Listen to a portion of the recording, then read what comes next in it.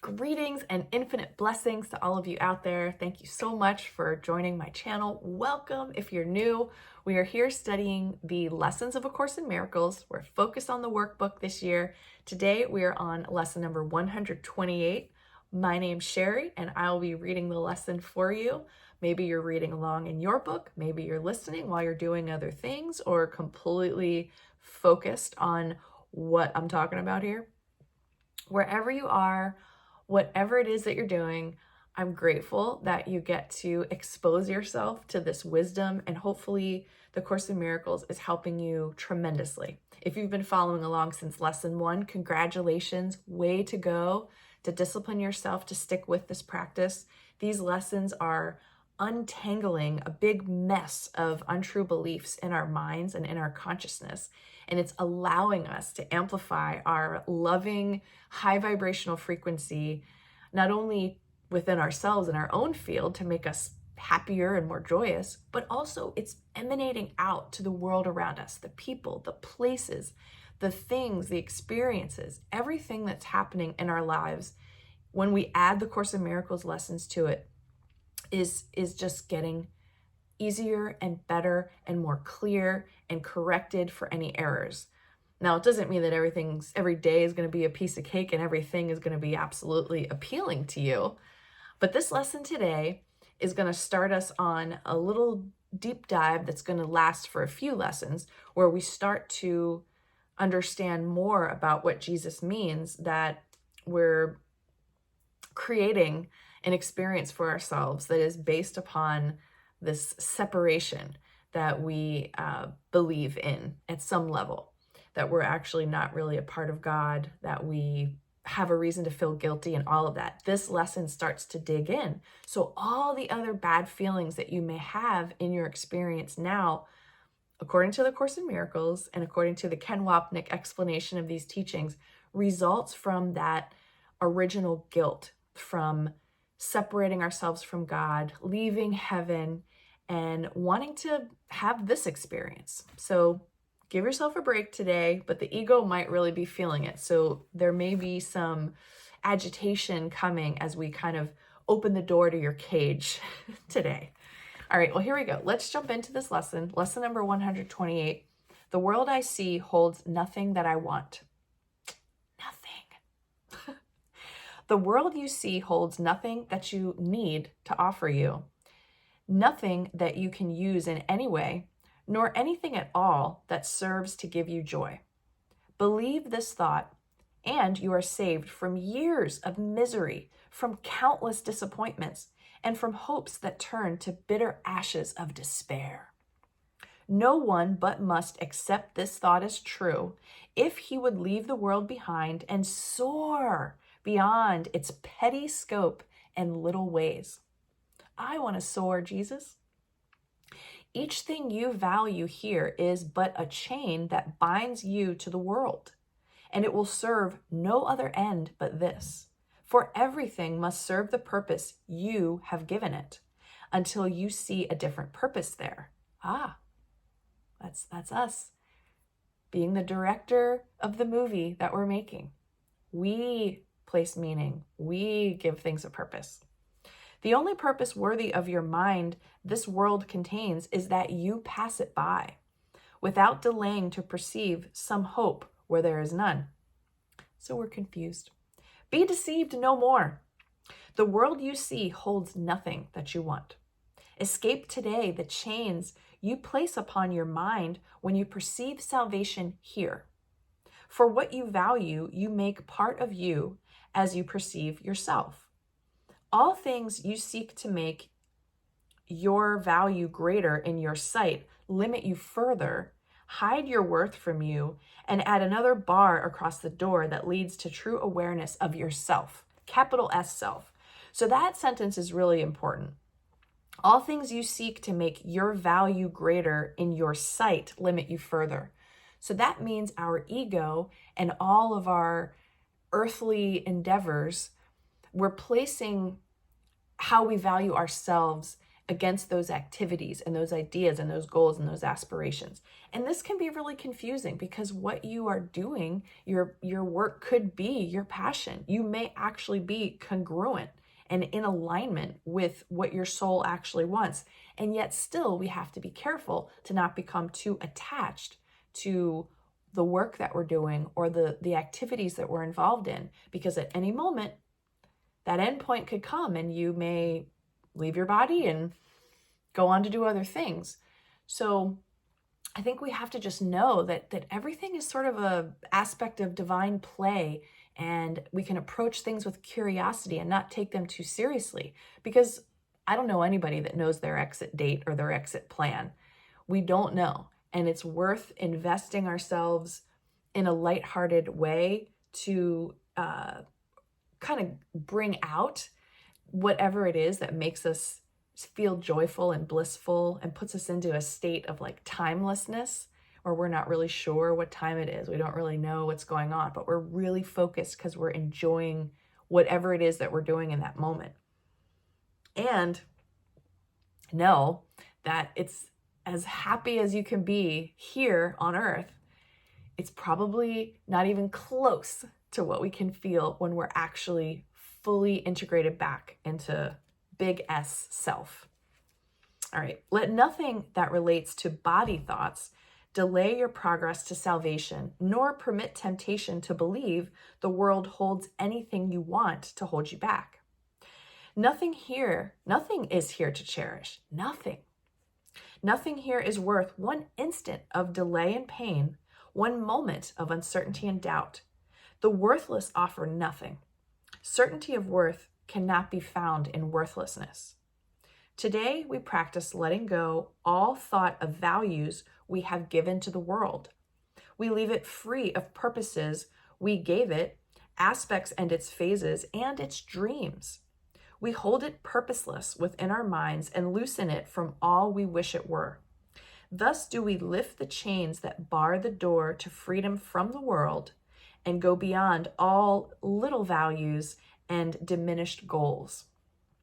Pause and be still a little while and see how far you rise above the world when you release your mind from chains and let it seek the level where it finds itself at home. It will be grateful to be free a while. It knows where it belongs. But free its wings and it will fly in sureness and in joy to join its holy purpose. Let it rest in its creator, there to be restored to sanity, to freedom, and to love. Give it 10 minutes rest 3 times today. And the it that it's talking about is your mind. And when your eyes are opened afterwards, you will not value anything you see as much as when you looked at it before. Your whole perspective on the world will shift by just a little every time you let your mind escape its chains. The world is not where it belongs, and you belong where it would be and where it goes to rest when you release it from the world. Your guide is sure. Open your mind to him. Be still and rest. Protect your mind throughout the day as well. And when you think you see some value in an aspect or an image of the world, refuse to lay this chain upon your mind, but tell yourself with quiet certainty, this will not tempt me to delay myself. The world I see holds nothing that I want. And I thought, just for fun, when I was getting myself set up here at the desk, I looked over and saw these glasses. And just because the word see is in the lesson, the world I see holds nothing that I want. When I put these glasses on, they're not really sunglasses. They're just these like pink lines, and it distorts my view. So I thought, oh, when I put these on, I can't hardly see anything. I think I look really cool or whatever. I got these at a thrift shop in New Hope, Pennsylvania, bringing back the 80s.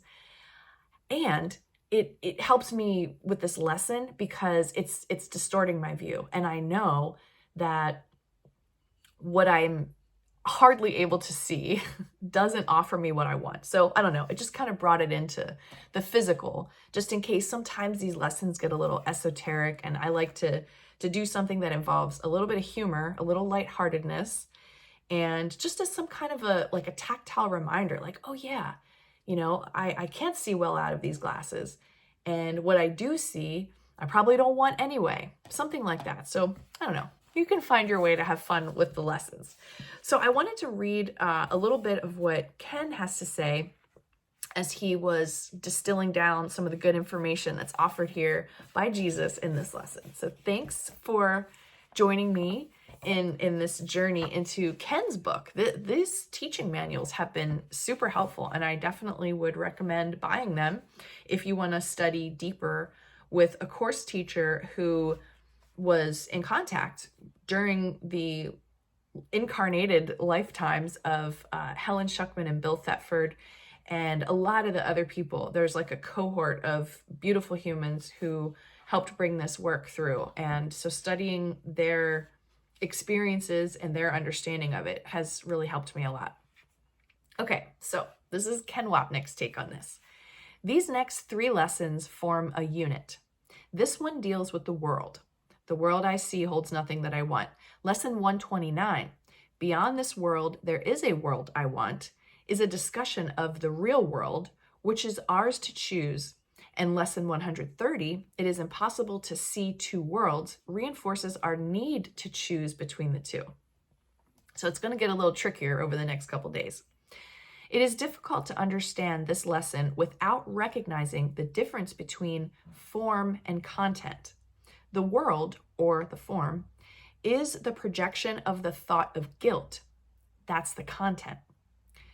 This lesson, therefore, should not be taken as supporting asceticism or sacrifice, in other words, giving up the world, but rather encouraging us to give up the mind's guilt.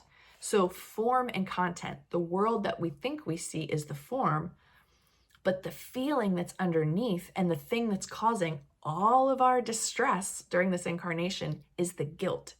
So it's the really deep-rooted belief that we are focusing on releasing and correcting while we study the lessons of A Course in Miracles. It will be great to have this experience without that guilt. Okay, this lesson, therefore, should not be taken, I'm sorry, I already read that part, blah, blah, blah. It can be tempting for students, however, to feel guilty because they covet worldly things, believing Jesus demands their sacrifice. Again, this is not a course in denying the body, but only in releasing our thoughts about the body. Good thing to know. These thoughts reflect our underlying guilt, which holds the secret wish to keep the separation intact. The ultimate ego value for the world, therefore, is a place in which we maintain our special identity through guilt, but with someone else made responsible for it. So that's all the projecting that we do. It really stems from our own guilt about leaving God and coming into this incarnated experience. All right, I'm going to read just a little bit further before we stop for the day. Still another, he reads through the first couple of sentences, and then he says, still another reference to special relationships, our need to believe there are things, substances, and people in the world that satisfy us, give us pleasure, make us feel good about ourselves, and supply the lack we believe is our reality. Rather than turn to the Holy Spirit for what is lacking, the memory of who we are as Christ, we deny his presence, project the guilt that follows this denial, and seek outside for relief from pain that inevitably results from pushing love away. Powerful. This is the basis for feeling the world holds what we want, a value predicated on the belief we are bodies with needs that have to be met, otherwise we feel lonely and deprived.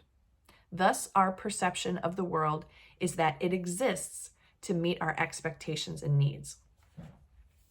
So that right there gives you a lot of homework to do, a lot of things to look at and think about in your life. I definitely think that doing this meditation is going to help bring those things out. Like, you literally don't have to go back and take notes on everything I said, but as you go into your meditations today, the world I see holds nothing that I want. If you say that a couple times and just ask to be shown, where am I confused? Where do I believe that this world holds what I want? Where am I placing value? Where am I giving meaning to things that I'm simply just masking my attachment to, as well as all the things that I'm avoiding because I want to, reject and push things away, you know, just to make myself feel comfortable during this time here, when all of that is just a big waste of energy. So we need to heal those untrue beliefs and whatever might be beneath all of that, and understand that this experience that we're having is temporary, and that it is not meant to be ecstatically satisfying and pleasing in the sense that, you know, as a purpose as to why we're here. Yes, we can have ecstatic and pleasing moments, and there's going to be a lot of, you know, ups and downs, and things are going to happen and change, and we can find joy and humor in everything if we choose to. But we have to stop taking all this other stuff so seriously, stop holding on to it, and surrender to, we don't know what anything is for. Each day things happen, and we have to try to resist the temptation to give it all meaning and give it all purpose driven, you know, determination. Like, we have some determination that is related to a body-based idea, or a money-based idea, or a success-based idea. We're being guided and led down the wrong path when we put all our eggs in that basket, so to speak. So anyway, enjoy your meditations with this one today, and know, as Ken says, over the next couple of days, we're going to keep digging into this. So do your best today. We'll have a couple other days to work with these ideas. And yeah, I hope this is helping you, and that you're finding peace and stillness and love for yourself, forgiveness for yourself. You're letting yourself off the hook for everything in the past. You're letting go of what you're worrying about the future, and you're just getting more out of your now. Lots of love to you, and I'll see you back here again on the next video.